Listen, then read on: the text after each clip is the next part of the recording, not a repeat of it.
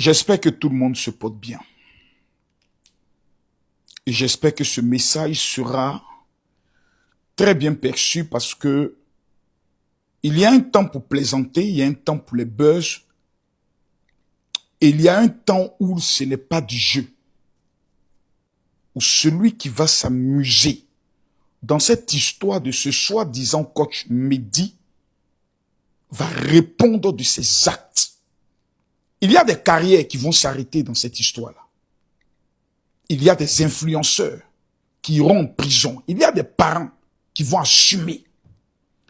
Vous voyez, nous ne sommes pas dans un jeu. On est dans une histoire qui révèle que le plus grand criminel de Mougouli, pour coder les mots pour ne pas tomber sous la sanction du TikTok, de l'histoire de la Côte d'Ivoire, est de se dénommer Mehdi. Un être sale, sadique. Regardez la vidéo que nous avons voulu interdire sur notre live à près de 40 000 personnes. Regardez cette vidéo. Comment ce monsieur croise ses pieds. Et puis il dit à des jeunes filles de 17, 18 ans, déshabillez-vous et venez vous asseoir sur mes pieds. J'aimerais mettre en garde les ex-copines de ce monsieur Mehdi qui veulent se présenter comme étant simplement ses amis. Non, nous étions amis et autres. J'aimerais vous mettre en garde. Nous ne sommes pas dans un jeu où la distraction viendra nous amener à perdre le contrôle de notre objectif.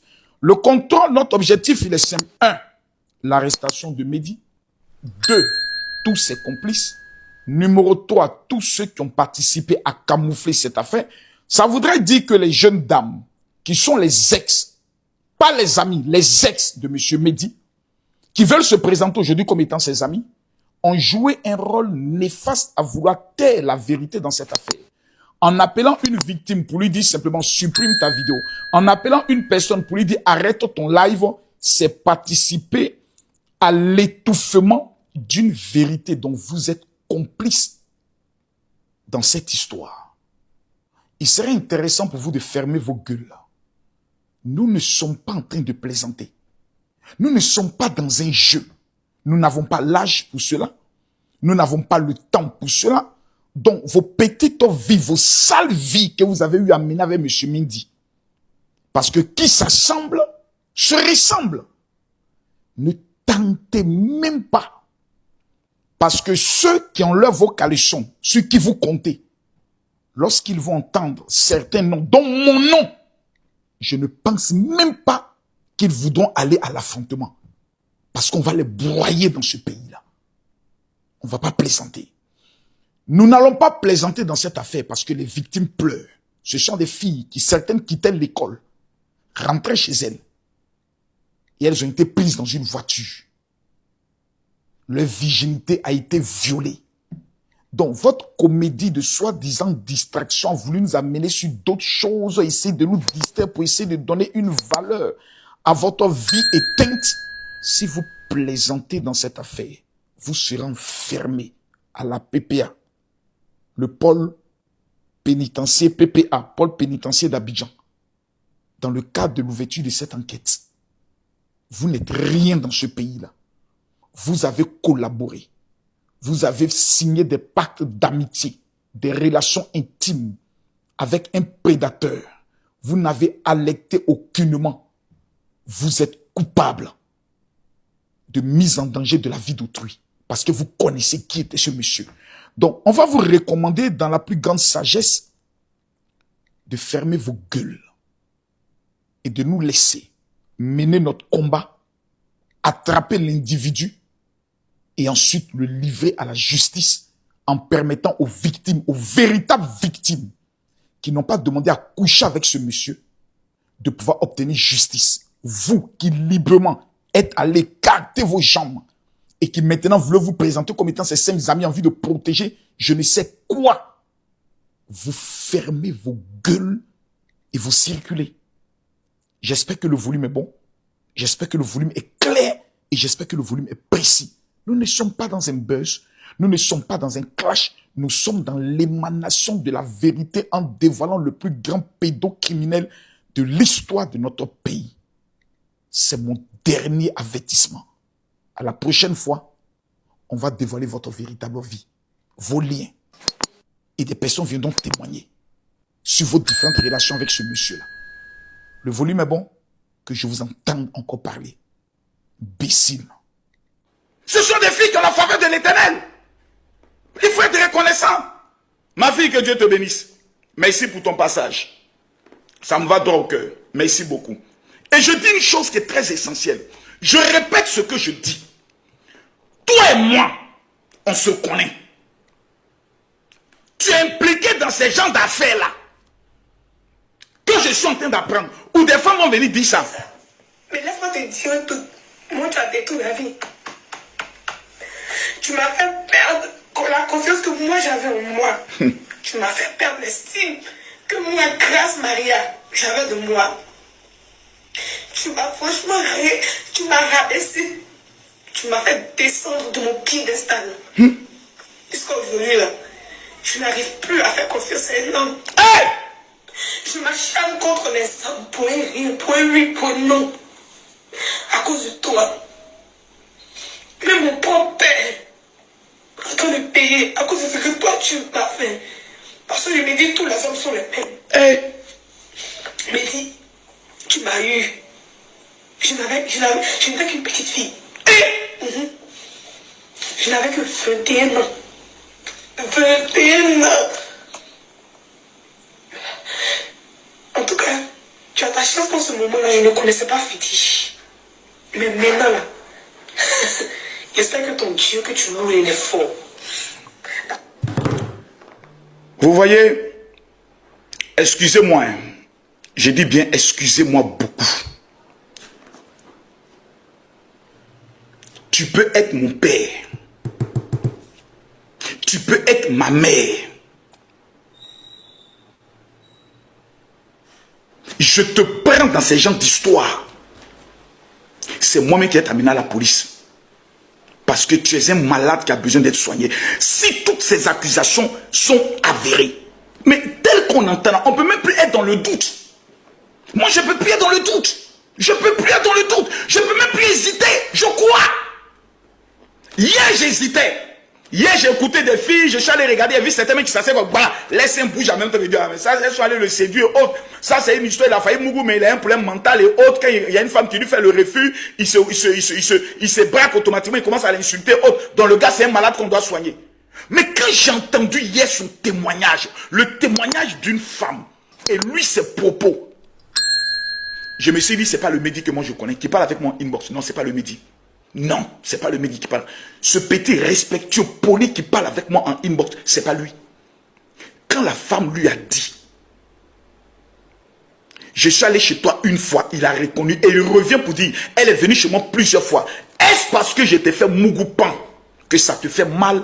Ce petit côté devant près de 12 000 personnes, dont la plupart sont des femmes qui sont réunies, qui sont là. Tu ne peux pas venir dire ça. Jamais. Aucun homme, aucune femme. J'ai vu que Aya Robin m'a gardé le silence. Aucun être humain ne peut accepter ça. Même si tu avais gardé le silence, tu étais venu, tu es toujours, tout le monde part te dit, je demande pardon. Tout le monde part te dit, je demande pardon. J'ai un problème, aidez-moi. Je demande pardon, je demande pardon, je demande pardon, je demande pardon. Il y a des gens même qui allaient dire, ah bon, comme il demande pardon, c'est vrai qu'il a déjà frappé, mais il ne fait que demander pardon. Mais venez dire à une fille, mais celle-là, est-ce que vous la connaissez? Elles ne sont pas des saintes, hein? Donc c'est parce que je t'ai fait mougoupan. Le mougoupan même là. Si on veut réellement voir dans sa définition, mais c'est un acte abominable.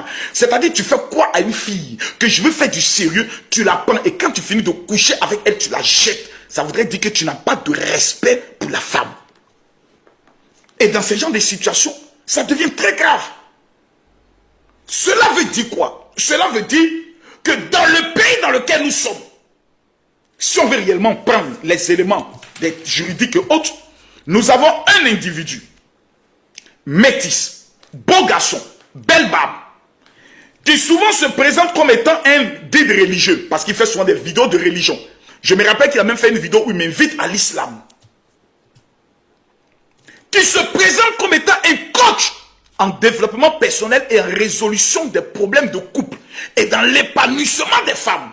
Donc, ça veut dire que c'est un homme qui souhaiterait que la gente féminine prenne conseil auprès de lui. Qui se serait donné le titre de coach. Et qui par derrière, qui par revers, était un stratège à contacter les filles en inbox. Quand tu es une personnalité publique et tu vois le contenu d'une fille qui te plaît, tu peux l'encourager pour dire allô, félicitations pour le contenu, merci, que Dieu te bénisse, félicitations pour le contenu que tu fais. C'est un message d'encouragement.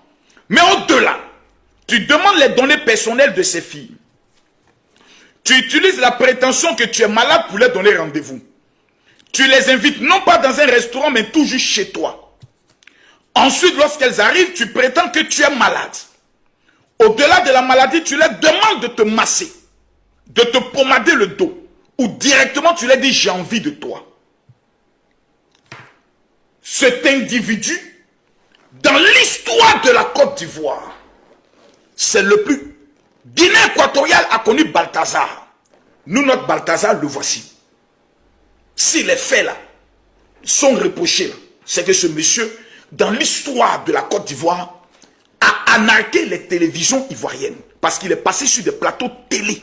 S'il vous plaît. Il est passé sur des plateaux télé. Qui lui ont donné un aura, une confiance, un positionnement stratégique. Mais une femme qui voit quelqu'un qui passe à la télévision, mais s'il t'arrête dans la rue, tu vas t'arrêter. Tu vas te dire, ce monsieur, c'est un coach. C'est un homme en qui je dois me confier. Mais il a les confidents de plusieurs filles qui l'approchent pour lui expliquer les problèmes de leurs copains, les problèmes des relations amoureuses. Et au devant de ça, tu les prends. Tu les déshabilles. Et tu les manges. Et quand ils disent non, tu les dabats. Là, on est pris dans un jeu. Le procureur de la République ne doit même pas dormir. Parce que combien de femmes ont été contactées à inbox, combien ont été mangées sans leur consentement, mais qui ont honte, qui ne peuvent pas venir dire. Seul son téléphone peut nous donner des informations. C'est pour ça que ce n'est pas une affaire de commissariat. C'est une affaire d'unité de la police criminelle en accord avec la police, la PLCC, qui doivent travailler en accord. La police scientifique doit se mêler dans cette affaire parce que nous sommes en face du plus grand. Si les faits que nous entendons sont exacts, nous sommes en face du plus grand criminel sexuel de l'histoire de la Côte d'Ivoire. Quelqu'un qui a utilisé sa beauté, son positionnement, son teint, en vue d'appâter des filles, et les m'appelons, mais attendez s'il vous plaît, c'est d'une gravité au-delà de... Ce n'est pas une affaire de béret, et ce qui encore doit être encore plus, qui doit nous faire encore plus mal, c'est de constater que c'est l'un des nôtres. Un personnage public, un influenceur, mais de la catégorie des coachs. Donc, non seulement il va gâter notre paix, il va tous nous discréditer, parce que maintenant on ne sait plus qui est qui. Dès que peut-être tu vas voir une personne qui te plaît bien, ou bien une personne qui fait du bon contenu, quand tu as écrit coucou, félicitations pour tes vidéos, Corolé m'a écrit, c'est que lui aussi peut-être il est dedans. Ça va créer de la suspicion. Tapotez, mettez-moi les cœurs s'il vous plaît, vous ne tapotez pas le live.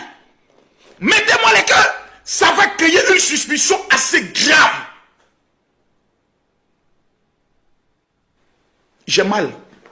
Je n'ai même pas le courage de demander à mes filles si elles ont déjà parlé avec le monsieur. Lolo Beauté m'a dit qu'elle le connaît. Que c'est son bon petit. Qu'il appelait souvent pour dire, ma grande soeur, quand tu sors, je vais t'accompagner souvent de temps en temps et autres. Ce soeur va venir témoigner. Lolo Beauté doit venir témoigner sur ses rapports avec ce petit. Ma petite soeur Lolo Beauté, bon, comme je sais qu'elle, les petits ne l'intéressent pas. Mais elle m'a dit effectivement, et moi je le connais parce que je l'ai connu sur les réseaux et on s'écrit, on échangeait autres. Quand il y a eu surtout l'affaire des Libanais, on a beaucoup échangé.